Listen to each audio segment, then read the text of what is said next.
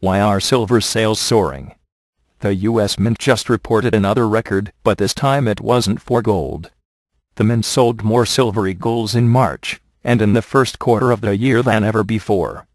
A total of 9,023,500 American silver eagles were purchased in Q1, the highest amount since the coin debuted in 1986.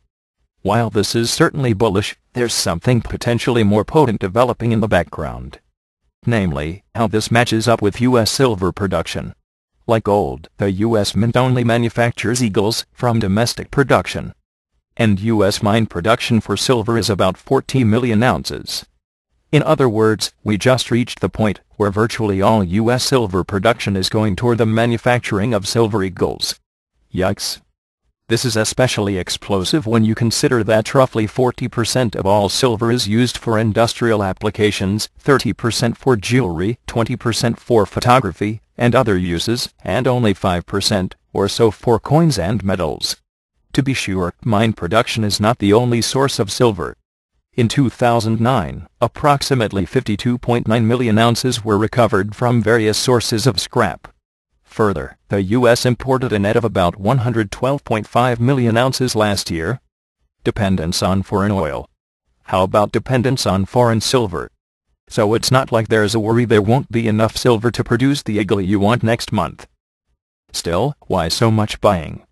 The silver price ended the quarter up 15.5% from its February 4th low, but it was basically flat for the quarter, up a measly 1.9%. We tend to see buyers clamoring for product when the price takes off, so the jump in demand wasn't due to screaming headlines about soaring prices. I have a theory. For some time, silver has been known as the poor man's gold. Meaning, silver demand tends to increase when gold gets too expensive. The gold price has stubbornly stayed above $1,000 for over 6 months now, and spent much of that time above $1,100.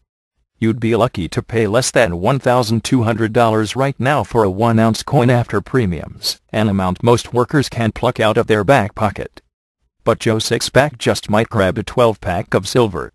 What would perhaps lend evidence to my theory is if gold sales were down in the face of these higher silver sales. The U.S. Mint reported a decline in gold bullion sales of 20.8% this past quarter versus the same quarter in 2009.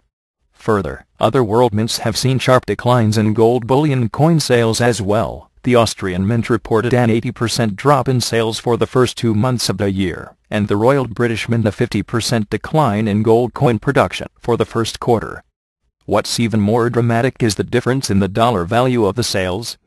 Gold eagle sales in the U.S. dropped $10,263,500 from a year earlier, but silver sales increased by $61,855,290.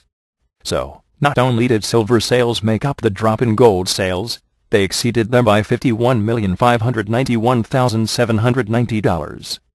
Is the Russian too poor man's gold underway?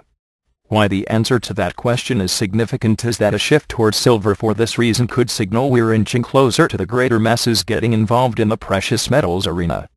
And that for those of us who've been invested for a while now would be music to the ears.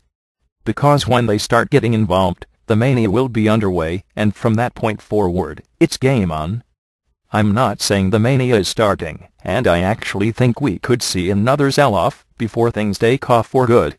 Gold could dip to $1,000 and maybe even $950, with silver going to the $14-15 range. But as clues like these begin to build up, we'll know we're getting closer. And any drop to those ranges would clearly be a major buying opportunity.